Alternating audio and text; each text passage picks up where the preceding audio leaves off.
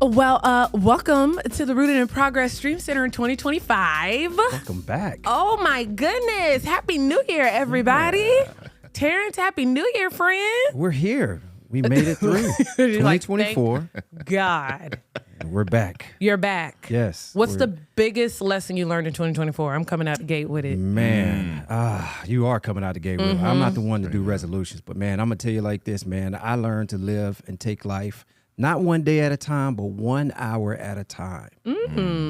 Why 1 hour? Because 1 day at a time is looking too far down in the future. I have no control over what happens tomorrow. If I can control the hour that I'm in right now the best way I can, then I'll be good for the next hour. So come on, man, we'll see. That's just this might be the best thing that ever came out your mouth. Bro, really, you gonna play me like that? Are we live right now? Let me go in on this. Best thing ever. So yeah, man. What about you? What about you? I know, right? The biggest lesson was to never get too comfortable. I found myself kind of in the middle of the year in a space where I was like, is this really happening to me? Yeah. Like, you think you're doing everything right in life, right? And then, I mean, I'm a believer, folks who are listening, regardless, and I'm like, God really shows you like, no, ma'am. Yeah. Don't ever get too comfortable now. Don't ever shy too far away from me and following him and his word. And so I really learned that this past year is just never get too comfortable. Yeah. So this next year is bigger and better, bigger and more, bigger and more. And that way you'll never get comfortable because you're always striving for more. Okay. So boom. Okay. That was a lesson. That was a word. Mic drop. No, that's not. That wasn't. No? Wow, that's crazy. Well, hey, Happy New Year, everybody. We're so thankful for all of you all joining us this year in 2025, hanging with us, rolling with us through 2024 when we launched Rooted in Progress. So that's always going to be special to us. But your host, Dan King, Terrence Middlebrooks, we're so excited about this first episode because we have just an incredible man, and I can't wait to tell y'all when I met him. I wonder if he remembers. I didn't bring it up yet. I'm going to see if he remembers. But he is a Hall of Fame keynote speaker, a motivational speaker, award-winning. He is an author with some incredible books at that, a TV personality, so he's going to show all of us up today. That's for one. But honestly, just somebody who's down to earth, who cares, who's passionate, who's real. Yeah. And one thing I've also noticed about him, Terrence, I don't know if he's big on names. And I love that about him. And I love that he always gives you his undivided attention, no matter who you are. So you always feel the love and you always feel respected. Let's give it up. Dun, dun, dun. For Dr. Delatorro McNeal, come on in. Welcome to Rooted in Progress. Rooted in Progress. I am honored to be here with you, sis. Truly honored. Terrence. Yes, sir. Diane, so proud of both of you guys. This is remarkable what you guys have done. I really, really mean that. Thank I'm honored you. to be here. Thank you. We are so happy. When we were thinking about how do we start off the new year. Yes, you were the first person. You were the first person because here's the thing. We have been plotting on you for weeks. So we were like, okay, we had to move, and change some things around. But then we were like, okay, where do we bring him in? We're at the beginning of the year. Yeah. Right. We're starting this thing off big. Let's kick off with it. Let's do it. Tell the folks about you so they could get to know you a little bit. Honor indeed. So Tampa native. I'm born and raised here in beautiful Tampa, Florida. Travel all over the world, but this is home for me. Yeah. I am so grateful. I'm a dad of 2 girls.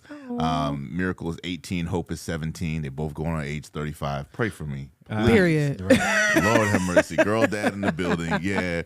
But yeah, just I was blessed. You guys have already said some powerful things on this show because 2024 for a lot of people was really, really a year of reckoning. I mean, a lot of people went through storms privately that they never could articulate or talk about. Right. And it shook a lot of people. So if you're listening or you're watching and you said, man, last year was tough, you're not alone. And that's one of the first things that people think. They think, okay, if I'm dealing with something challenging or tough, I'm out here by myself. And I always teach people the only thing worse than going through something tough is going through something tough by yourself. Yeah. That's real. So if we're going to really create a resolution, let's resolve that if we're going to go through things, we're going to go through it in community, in family. If I'm going to go through something, I'm going to thrive through it. I'm not just going to survive through it. If I'm going to go through something, I'm going to get the spoils. If I'm going to go through something, I'm going to get the lessons. If I'm going to go through something, I'm going to come out on the other side as a better human being as a result of it. Because storms do damage and storms take time. And you just said this earlier. You said mid-year. I realized, listen, I realized at the top of the year last year that this was going to be a setback season. And I had to make a decision. I said, okay, who do I want to be on the other side? Just like when COVID hit. Yeah. I had to make a decision. Okay, cool. I'm a speaker. I'm on planes for a living. So my entire industry got wrecked during the pandemic. And I had to learn then the importance of making shifts.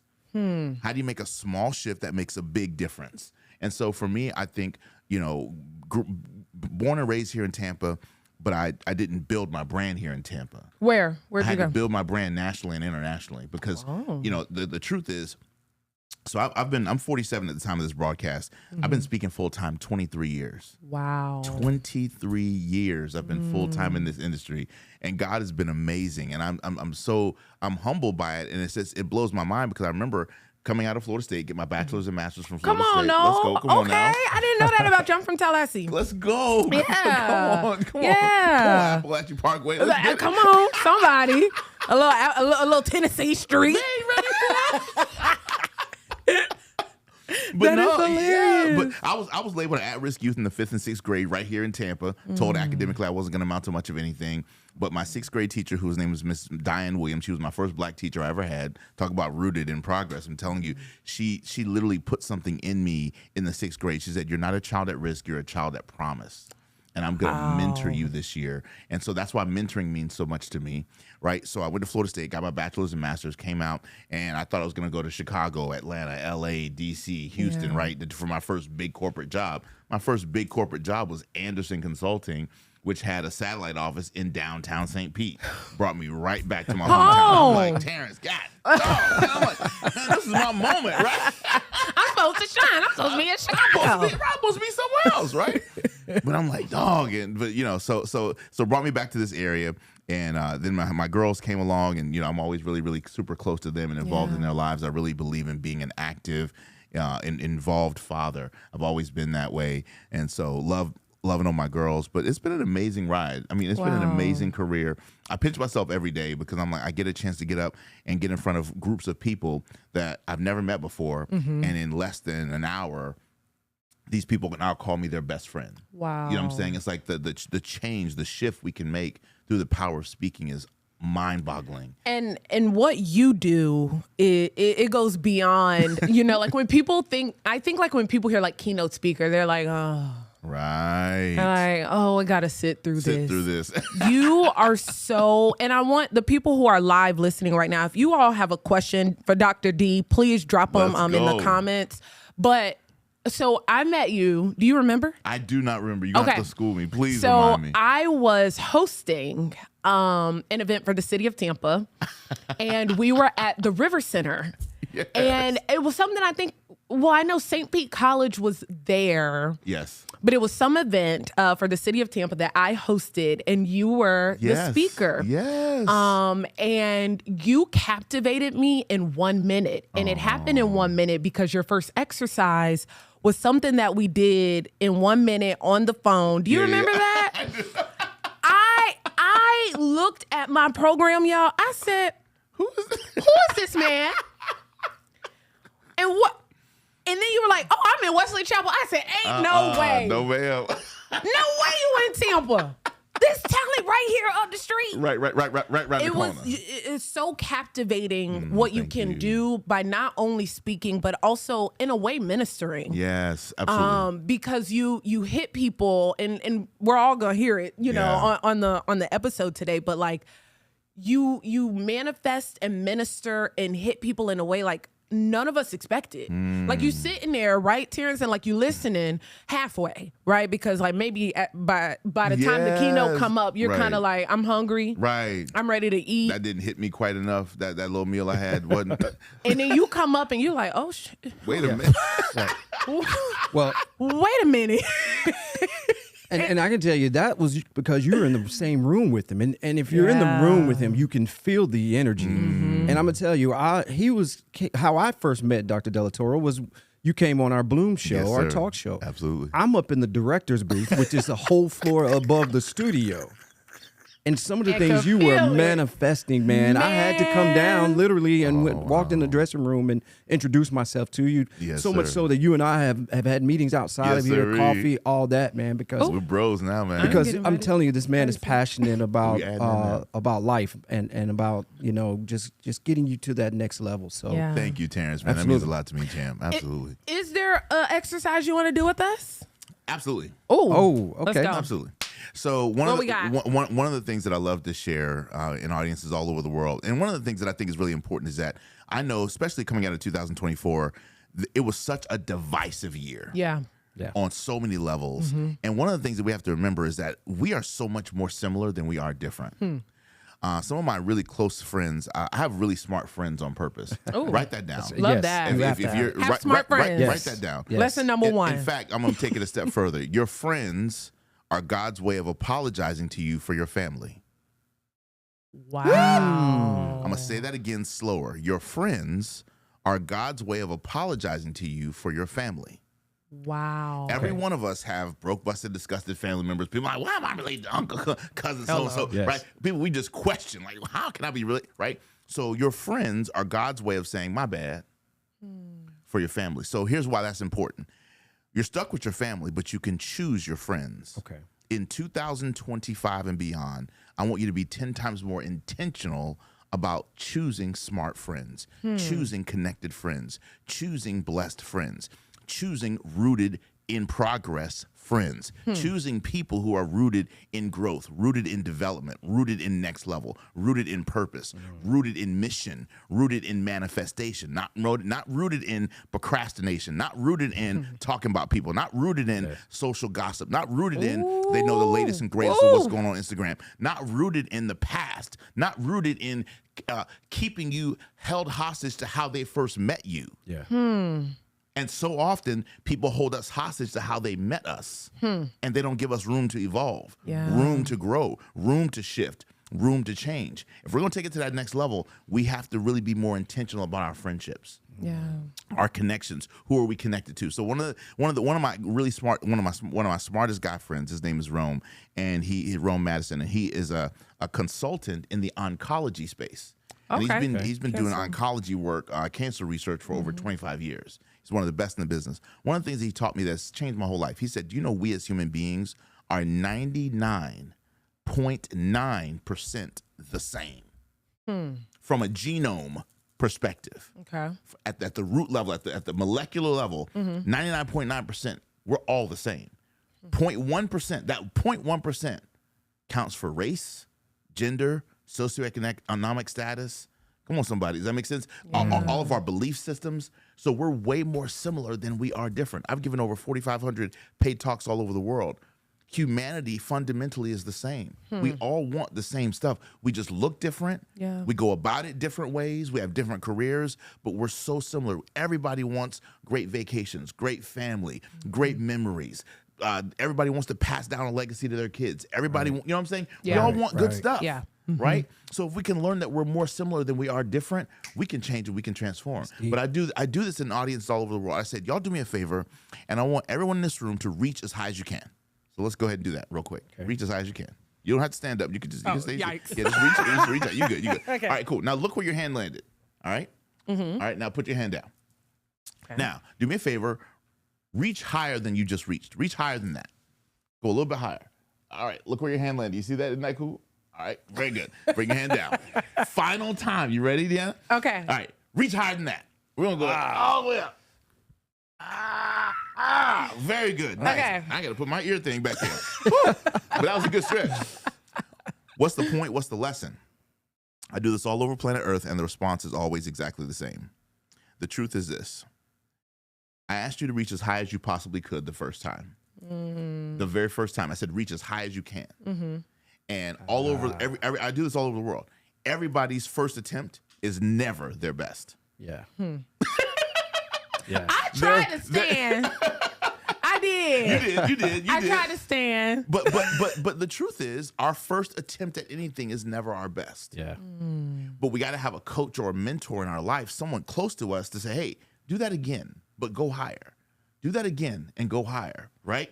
So our first attempt at anything is never our best. So that exercise proves two things. Your body did it for you. You didn't even have to think. Your body did it. First lesson is this. Our first attempt at anything is never our best. So we should always try again. No artist that you ever listen to publishes as the song the first time they go in studio. You know how many layers of tracks have to get produced for that to become the hit song that we love, right? No publisher publishes the first manuscript from the author's book. Every book that I've written, has always become a bestseller, but I've had to rewrite sections of the book multiple times before it got to the version that the public sees. So our first attempt at anything is never our best, but here's what we do. We try something once or twice and it doesn't work, and we quit, we stop, and we don't keep pushing forward. In 2025, I want you to try again. I want you to aim again. I want you to hear this one's gonna hurt, high achiever, trust again. Love again. Watch this. Open your heart up to new team members again. Sometimes one of the greatest things that stops us from growing. That's crazy work right there. You see what I'm saying? Right? See, he hit a nerve, Terrence. Right? Because what happens, right? When we're high achievers, when we're successful, everybody's so quick. I gotta be honest with y'all. I sit back for like the first 10 days of the year. I just sit back and watch the buffoonery I see on social media. Oh my goodness! I see all just 10 days. I just look back and that's what I do at the top of the year, because I'm not the dude that's going to jump into all the foolishness. Right. And what I mean by that is, I love vision boards. I love all the stuff, but from a neuroscience perspective, if you really get deep down into this, all change happens at the habit level. So no matter what we're talking about, if we're not willing to make it a habit, what's the point? It ain't gonna stick, it ain't gonna last. It's gymnastics that we do to make it look like we're productive, to make it look like we're achieving our goals, when by March we've all given up anyway. I mean, that's real. It's real. You see what I'm saying? That's very real, yeah. So instead of us going through all this pomp and circumstance, let's get down to the real brass tacks of what it takes to create whatever shift it is that we desire to make in our lives or in our careers. And it all starts with us. Wow. So, Dr. Delatorro, my question is, how do you train the brain to reach on that third attempt as high as we could on the first attempt? So the answer to the question is powerful. So that's a great question. So the first thing we got to do is we got to understand this. Life is all about trying new things over and over again. For sure. So we got to have people in our life who constantly encourage us to try. Yeah. Right? Because we do that first attempt, and if it doesn't work and if it's not as amazing, we're like, I'm not meant for that. Let me try something else. Right? And we give up and we quit early. The better response to that is, okay, who's coaching me to help me be better? And who can I check in with? We got to have an accountability partner. Yeah. Remember how we were talking about earlier that the worst people you could surround yourself with are dumb people on purpose? Yeah. Almost somebody, right? Right. Have smart friends on purpose, right? So one of the things that I teach is that, listen, when you look at your phone, like we were talking about this earlier, right? When you look at your phone and you look at the top 20 people you text, and email or FaceTime the most, are those people adding to your life, or are they subtracting from your life? When you do a Posi audit, which is what we talk about in chapter 8 of the book, call it right? a Posi audit? I call it a Posi audit in chapter 8 of Shift into a Higher Gear. Shift into Higher Gear. Real quick, where can we get that book So from? this book is available everywhere books are sold. This is our 8th book. This is the book we're a documented Wall Street Journal, USA Today bestselling author, and I'm very, very excited about this book. This book got us on the Today Show 7 times in 2 years, and you, as being a media expert, know this without a PR firm. Yeah. Wow. Oh. Wow. You ain't gonna get on the Today Show the first Heck time without no. that. I mean, or without a connect. Right. You got to really. So to get on 7 times in 2 years, That's a blessing. God is my publicist. Wow. And good content does it. So one of the things that we talk about in chapter 8 is you got to be willing to shift your posse. Audit. You got to do a Posi audit. So at the top of this year, I know you're getting rid of some clothes that don't fit in your closet no more, which is dope. I'm proud of you for doing that. But the next step I want you to do is I want you to instead of going through your closet and going through your cabinet, the most important place you can go through is go through your phone. Ooh, And I want you to say, okay, who do I text? Who do I FaceTime? Who do I chat with? Make a list of those people's names. Yeah. And then go to the top of that list and say, okay, is this person really adding to my life? Put a plus. Are they subtracting from my life? Is this person a person or are they a bill? You just missed it. I'm gonna say that again slower. Is this person a Can person? that include family? Because Yes, it can. Yes, exactly. Anybody that's draining the energy. Thank you. Yes. Thank you. If everything is energy, sis, if everything is energy, right, then every human being in my life is either adding to my energy field or subtracting from my energy field. Yeah. Period. That's deep. And so I don't allow negative people in my life. Yeah. I literally don't. I mean, you could go through my phone. I don't tolerate family or friends, anybody negative in my life. My mom taught me this. My mom passed away 11 years ago. She was a brilliant woman. And she said, listen, she said, baby, only hang around people who can take you up in life because you can stay down all by yourself. She said, only surround yourself with people who can take you up. Yeah. People are just like elevators. An elevator has 2 assignments. Go up or go down. That's it. So when you meet a person, when you shake their hand, the number one question is this elevator going up or down? I can't even stand it right now. But if you're giving a church hug, it doesn't matter. The question is this adding to me or are they subtracting? It's really that simple. And then once you get clear about that list of them 20 people, you say, okay, who is this 20 people going to get me to my next level? Yeah. Wow. Can I trust these 20 people, Terrence, with my goals and dreams and aspirations and visions? I ask this question all the time. Can we go deeper? Yeah. I say, listen, so let's take those 20 people, right? Okay. If I were to give you $100,000 cash today to scale your business or scale your brand or scale your aspiration, would you hire those same 20 people to help you scale it? If you had $100,000 and your goal was to turn that $100,000 into $1 million, and those same 20 people that are in your contact, those same 20 people are the ones that have to be on your board of advisors to multiply that 100 and make it $1 million. Why? Because you said at the top of this broadcast, I'm a woman of faith. Since we're marketplace people, then guess what? It's my responsibility to double, triple, or quadruple the investment that I was given. The story of the talents. Come on, somebody. It's not my job to bury it, but I have to multiply it. If I don't multiply it, then then God says, listen, you wicked, lazy servant. Right. The little bit that you do have, let me take that from you and go give it to somebody who's going to use it. Exactly. Yeah, absolutely. So of those 20 people that you've all identified, would you trust those people with $100,000 to scale your business, to scale your vision? If the answer is no, which it is in 95% of audiences, when I ask that question, I say, you got the wrong posse. You might be able to keep a couple of them folks, but it's time for you to shift your posse because who you ride with matters. And that's not just a motorcycle metaphor, it's true. So like I have an Escalade, right? So if let's say after this podcast, we said, man, that was dope. Let's go grab some lunch, right? And y'all in the backseat cackling, acting a fool, favorite song, come on, y'all just, right?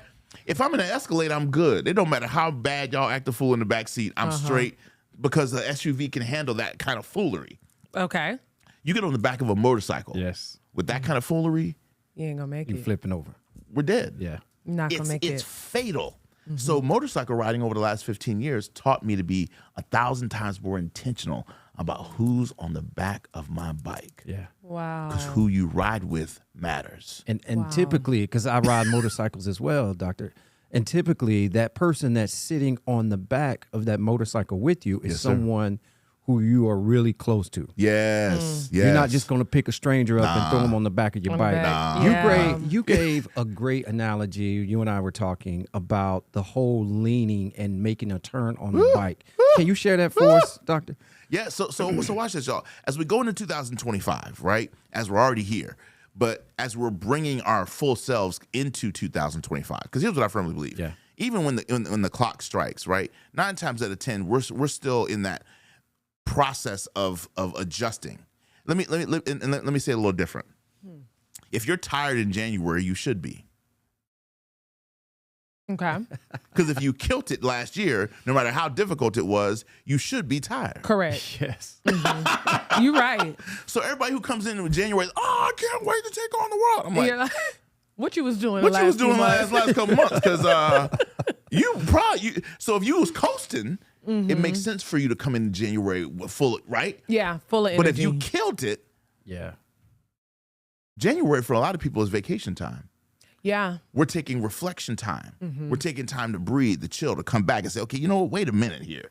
Yeah. Let me make sure this is done the way it needs to be done in the right way, done in the right order, so I can really make this year the best year humanly possible, right? And that's why what we teach about motorcycle riding is powerful, right? Because in an automobile, if you want to change direction, if we want to change this action or this behavior in our year, you got to turn the steering wheel left and right. You ain't got to do that you ain't got to do none of that on a motorcycle. On a motorcycle, all you got to do is lean. See, a motorcycle is 24/7 sensing body weight.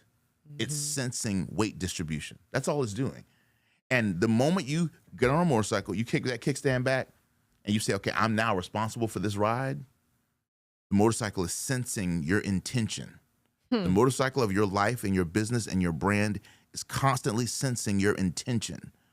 Oh, if she's leaning left, she wants to go left. Oh, if he's leaning in that direction, if he's leaning more into his YouTube channel, he wants to grow his subscribers. If he's leaning more into his podcast, if she's going back to school, she's leaning more into her academics. Oh, she's getting back in the gym, she's leaning more. It's constantly sensing where you're leaning. And it goes in whatever direction you lean into. Come on, somebody. Oh, that's good. Oh, that's good. Now me, I ain't leaning on nobody motorcycle. Let me just go ahead and She said, can I just put it out there? I'm a lean in life like Dr. D's. I'm more the literal side. I ain't getting on nobody bike. Y'all ain't got to worry about me on the back of a motorcycle. It's not gonna happen. I'm too scared. Okay, so let's unpack that. Why? Yeah. That's the whole reason why I wrote this book.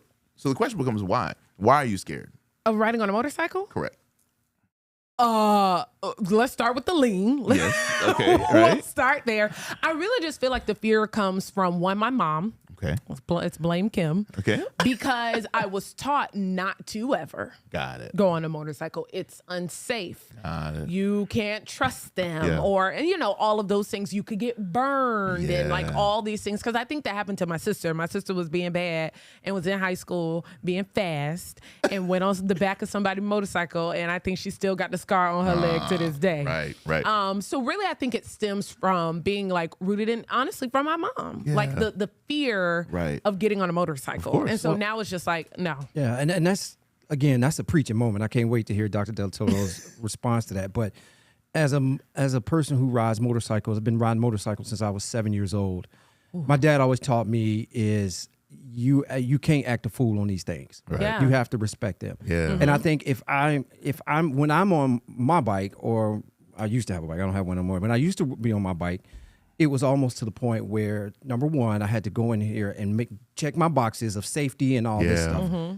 Then if I had someone on the back of me, it's also, you got to keep that head on the swivel. You got to be extra safe. Yes. Kind of like who you partner up with in life is the risk that you're taking. That's right. Yeah. Similar to what your fear of getting on a motorcycle is, right? That's right. That's right. Absolutely. So I'm not going to hop on a bike if I know a person who is driving it is A, don't have the experience, B, is not a safe person. That's or, right. or That's whatever. right. That's right. So in life, that's how you should view partner up with your friend list, your relationships with, all that. So Oh no. I don't know, man. I Partnering love, up with a friend and somebody else has less of a risk than a motorcycle for me. I don't know. So if you think about it like this, right? So and Terrence, that's powerful, bro. I mean, it is so true.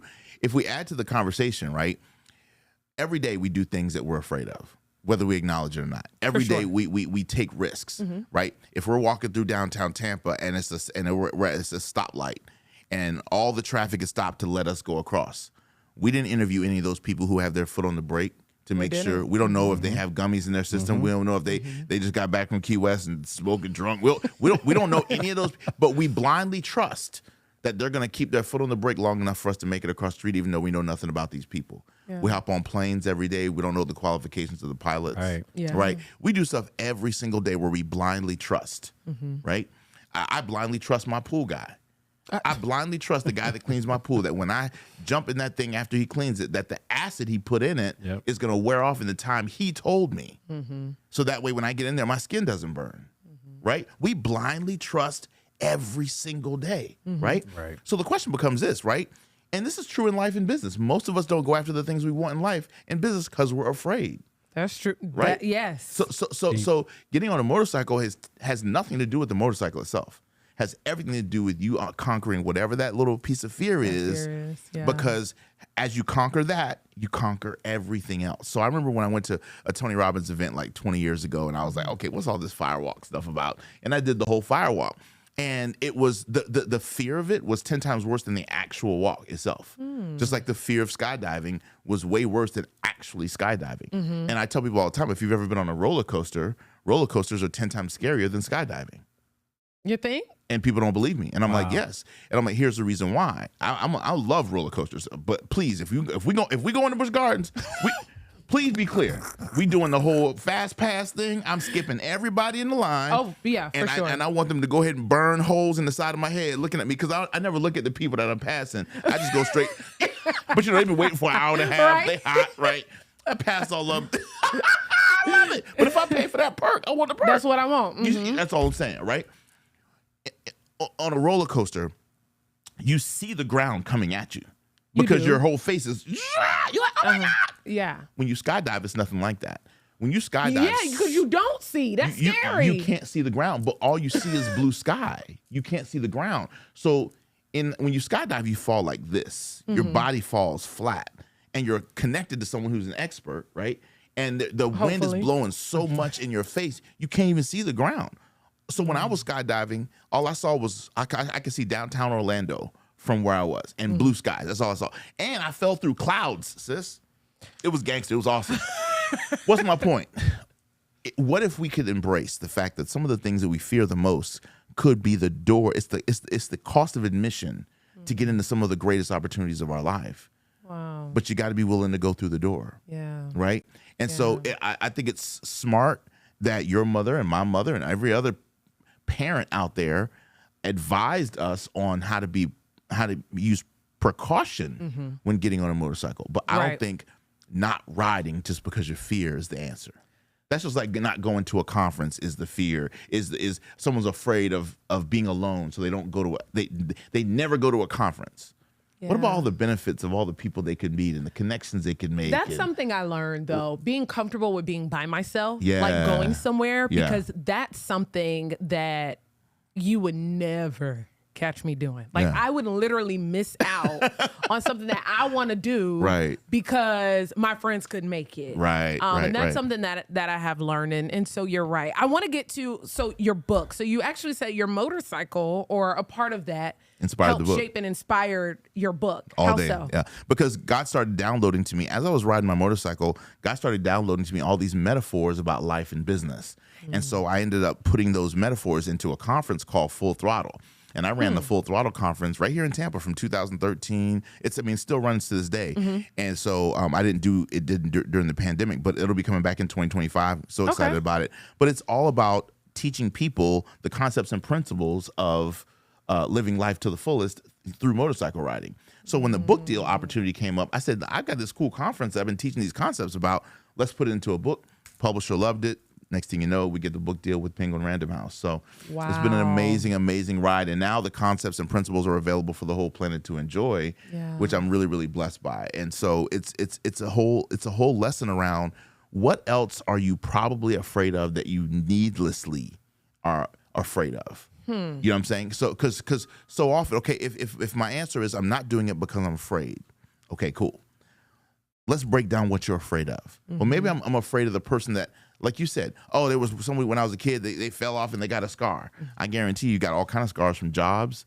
You got all kind of scars from relationships. You got all kind of scars from friends. But that doesn't mean that you don't develop another friendship, right? And a lot of times what we do is when we're looking for an escape, when we're looking for a way out, we look for one thing. We look for that one thing. Just one. And all it takes is one thing to diminish the energy behind everything. But if we can go back to Karate Kid Part 2 for a second, actually Karate Kid Part 3, when Danielson is on the ground and Danielson and Mr. Miyagi had kind of a little bit of a beef because Mr. Miyagi didn't want to train Danielson for the final competition in the Valley. So Danielson goes after and gets another coach.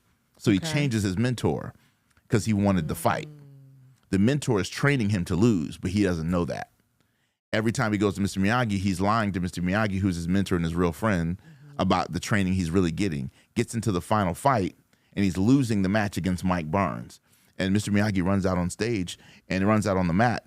And he says, Danielson says to Mr. Miyagi, he says, listen, I don't want to be in this fight anymore. I want to quit. I want to go home. I'm afraid. And he said, it's okay to lose to your opponent, but you must not lose to fear.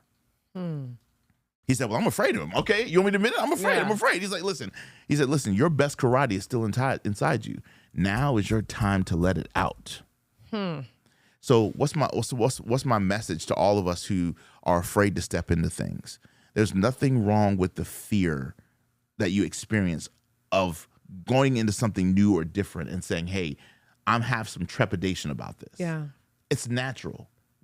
Your brain is designed to keep your body alive. So your brain is constantly, Terrence, sensing. Come on, Diana. Right. Constantly sensing, Diane, danger. What is fear? The definition of fear is what? A physiological response to a real or perceived danger, threat, or source of pain. That's the definition of fear. It is the physiological response to a real or, Terrence, or Diane, come on, perceived danger, threat, or source of pain. So for your example, the motorcycle, it's a perceived threat. It ain't even a real threat. Right. It's the shadow of death. It ain't death itself. If a shadow runs over you, you good. If a semi does, you in trouble. Does that make You're sense? right. So, You're right. So sometimes it's the shadow of a thing that has us afraid instead of the opportunity on the other side. Now, here's what I guarantee you, because I've seen how you move. I guarantee you, if 10 of your girlfriends pull up on motorcycles who are, and watch this, and you love them and you trust them. Okay. And on the other side of this all y'all gonna do is take a ride down 75. And on the other side of that ride down 75 is the beginning of a girl's trip. Okay. Child, you jumping on that thing, and you got little speakers in your booty. You got they got the music going. All it takes is the right environment. That fear will dissipate, and you will open up yourself to trust and try something new and different. Wow. It's real.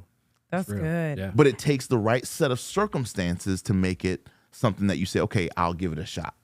Even when I went skydiving for the first time, I didn't do it by myself. I went with a group of friends. Yeah. Because shift, change, adjustment is better in a collective. Success is better in a team. The problem that we have is we're doing it by ourselves. Yeah. But the moment that we get around a group of people who also want the same thing. So if you want a better relationship with your significant other, boo, or it's complicated, find other people who also want a thriving relationship. And y'all do thriving relationship stuff together. Yeah. You see what I'm saying? I mean, it's probably too expensive for one couple to stay in a castle in Ireland. But what if 10 couples go in on that castle in Ireland? Yeah. Now y'all stayed in the castle in Ireland, and it cost the same as staying in the daggum, La Quinta Inn here. Yeah, not by the the time La you Quinta. by the Oh my time you God, divide don't it do up it. amongst I do all them not couples. recommend. What am I trying to help people understand? You can live an amazing life. You ain't got to fund it all by yourself. Yeah. Get in a group, get in a team. Whatever you want to accomplish in 2025, use the word collaboration. Who else needs to know what you're trying to accomplish? Yeah. Right?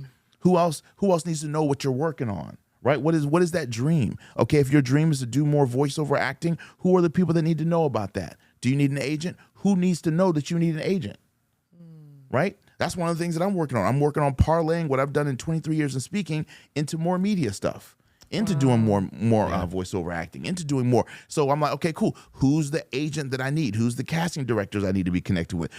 Terrence and I have been having conversations, right? You and I having more conversations, really doing more, connecting with media people in the area. Say, okay, how can we help support each other? Yeah. Iron sharpens iron. One person. I've got 5 people in my phone that I have forgotten their contact. I forgot they're in my phone. Yeah. But you need those people. Yeah. There's 5 girls in your list. One might be an agent that I need. But guess Right. what? If I don't tell you I'm looking for an agent, you don't know how to help me. So, Doctor, my quick question. Is this good? I'm so powerful. good. I'm over here like, I'm taking notes, not for y'all, Yes. for me. So, and I'm gonna definitely go back and listen to this. So, New Year's resolutions. I'm Yes. not big on them. Right.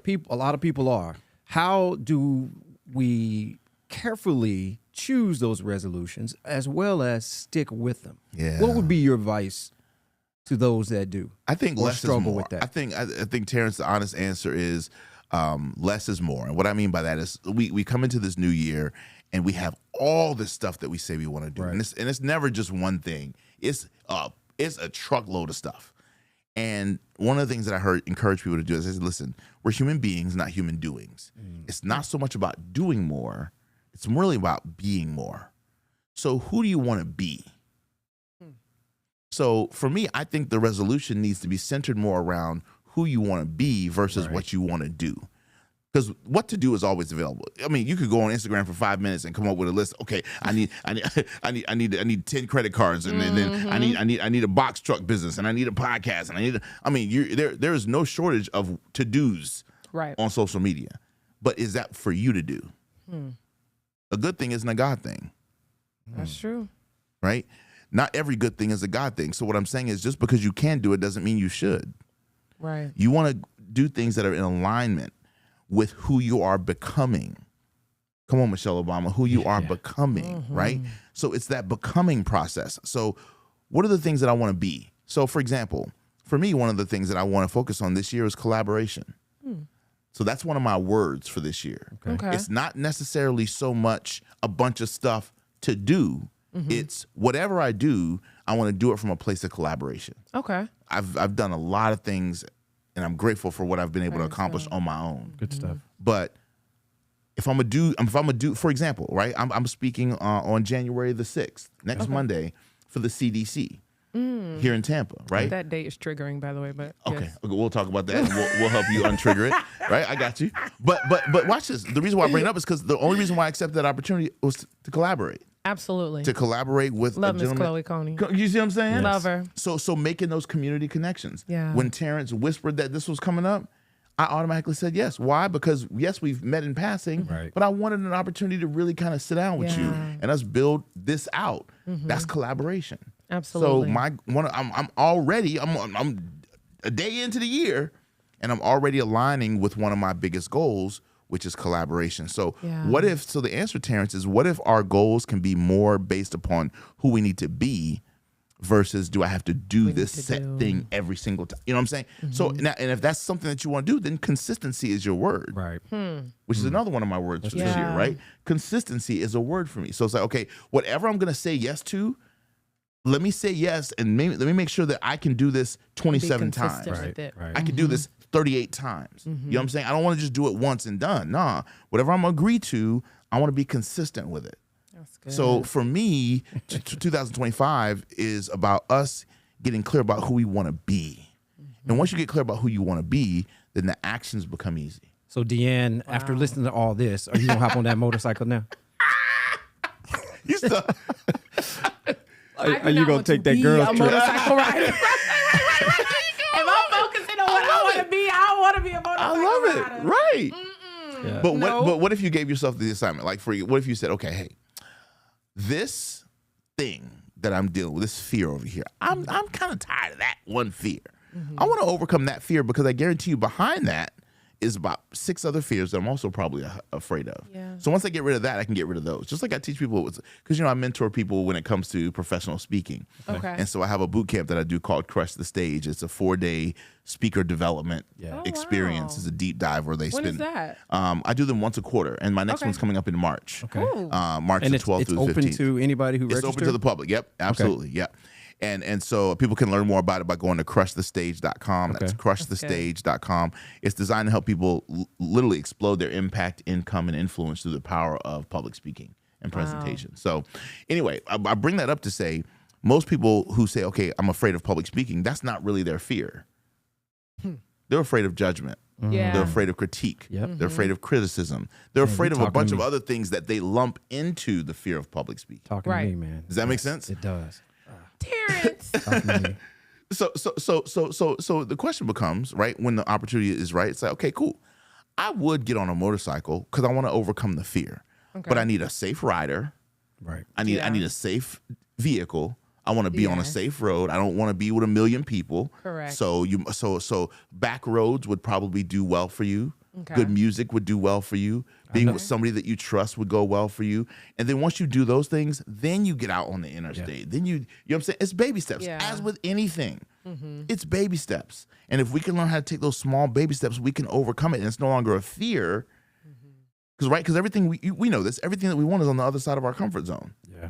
What do you have to say? There's a comment from one of the viewers who Yeah. just says, like, today we're going through a lot of things, particularly chaos. So when you look at what just happened yesterday in New Orleans, and you look at the January 6th of the world and Right. all of these chaotic events that happen. Yeah. How do you shift? How do you kind of step out and say, like, I'm not fearful of sending my child to school anymore. Exactly. I'm no longer fearful of going to church anymore because I don't know what's in somebody's purse because there aren't any, any metal detectors going into the churches. Yes. How do they do it? So I'm writing this down for you. Okay.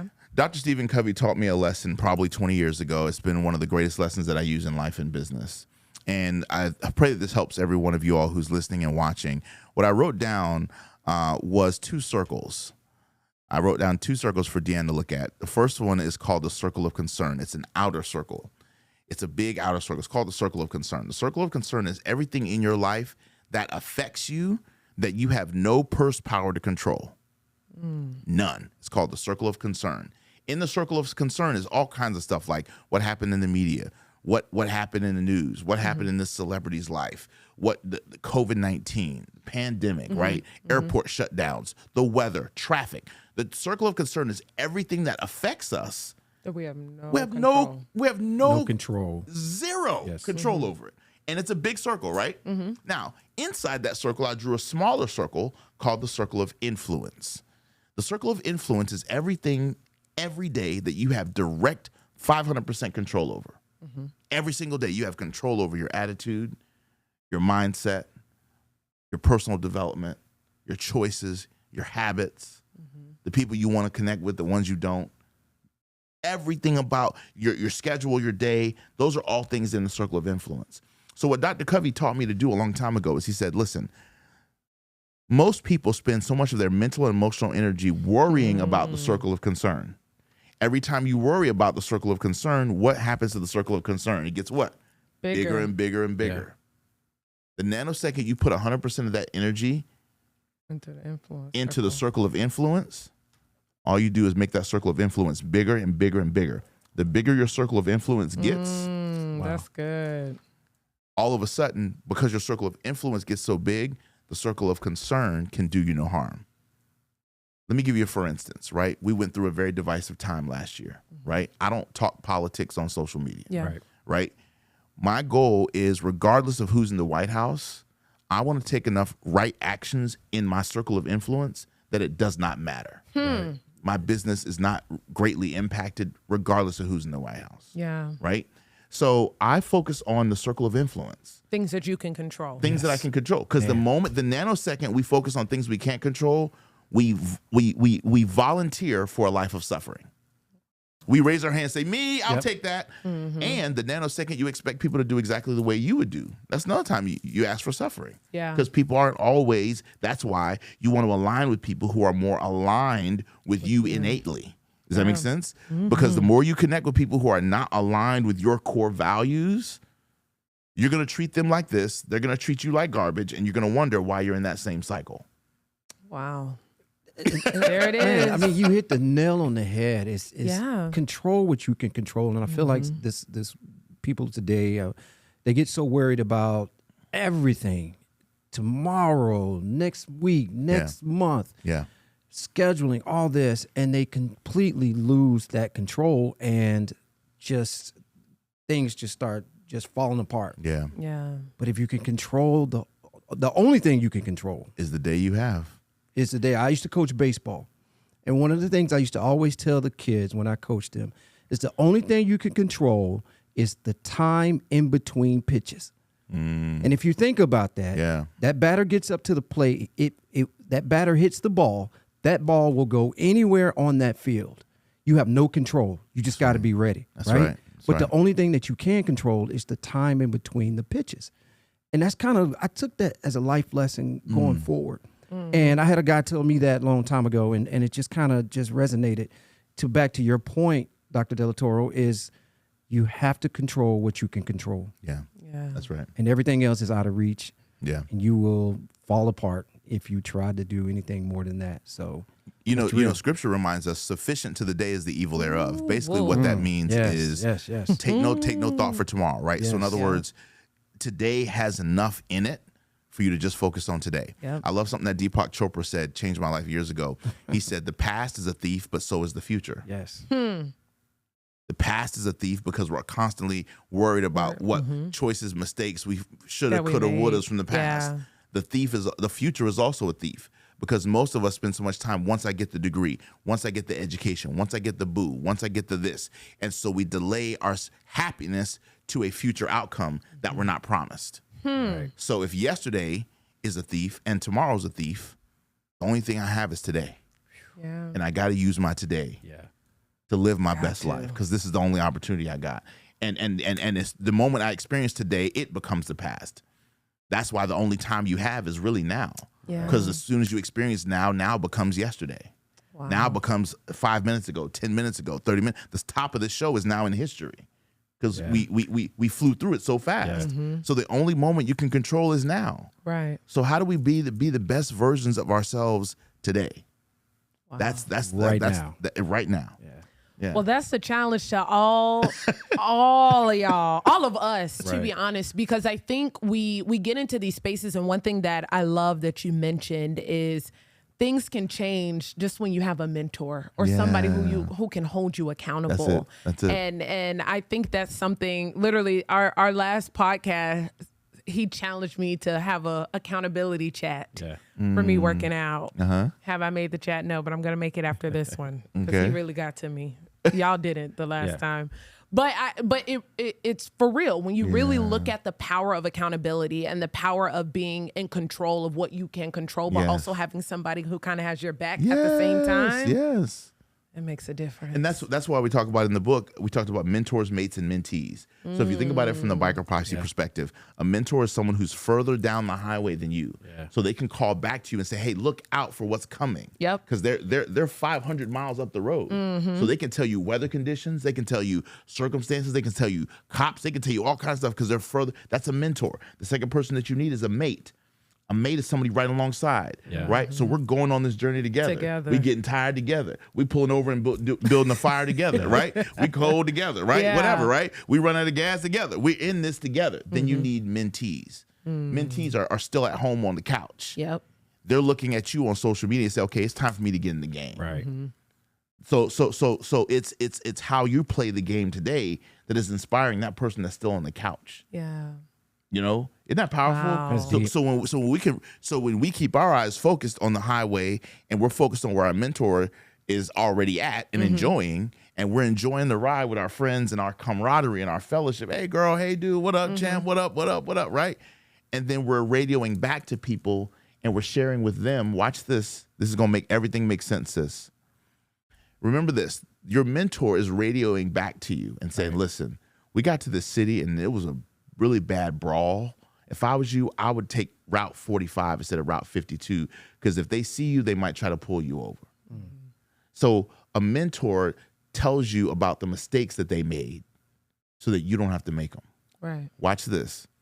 You have to radio back to your mentee and tell them, hey, you know what? That hasty dating ended up in a quick divorce. If I was you, I would be friends with this person for 6 months before I decide if I really want to be in a romantic relationship with them. That's the lesson you learn from what you went through. Right. You radio that back to your mentee can now have a better ride. Yeah. So our mentees make the shit we go through in life and business make sense. Yeah. That's the graphic way of saying he makes every crooked way straight. Come on, somebody. Does that make sense? I just got chills. Well, I got chills all throughout this. I for people, and as we wrap this up, I mean, there were. I wish so you could see many, her arms. She's got chills all over her arms. Yeah, there are so many lessons and so many messages that you gave today. If there's one thing that you want a listener to take away today, what do you want it to be? Shift on purpose. You can't live metaphorically. I can't go 80 miles an hour in first gear. And most of us want 80-mile-an-hour results in life and business. Shift on purpose. Wow. But we're in shift gear. We're in first gear. You can't get to that speed in in first gear. You got to shift. The whole purpose of a shift is to go further, faster with less effort. Because every time you shift, it's less effort on the transmission. Yeah. So when you're shifting to bigger gears, which rotate the cylinder of the tire faster, which increases what's called your RPMs, your rotations per minute, but it's less wear and tear on the engine. Have you ever listened to the sound of a shift? Yeah. It's like, So now 80 miles an hour feels comfortable in sixth gear. Of course it should. Right. But I need you to shift in order to do that. So if you want that dream vacation in Bali, what shifts am I willing to make with my budget so that I can afford to go to Bali in 6 months? And you can't cruise and enjoy the ride in first gear. Yeah. You can't cruise and enjoy the ride. You have to be in the highest gear. Come on. That's real, man. You have to shift to a higher vibration. So in 2025, remain in high vibrational places and allow the high vibrational places that you have chosen to reside at, eliminate those who don't belong. Sums If it up y'all right there, don't man. get a text from me for the rest of the year, Don't take it personal. maybe I looked through my contacts Yes. and I said, you We will are not be shifting shifting with me. gears. That's it. They can't go with you, man. Thank you so That's much. real talk. Thank you so much, A Doctor. joy. We appreciate you. You're going to be back. Yes.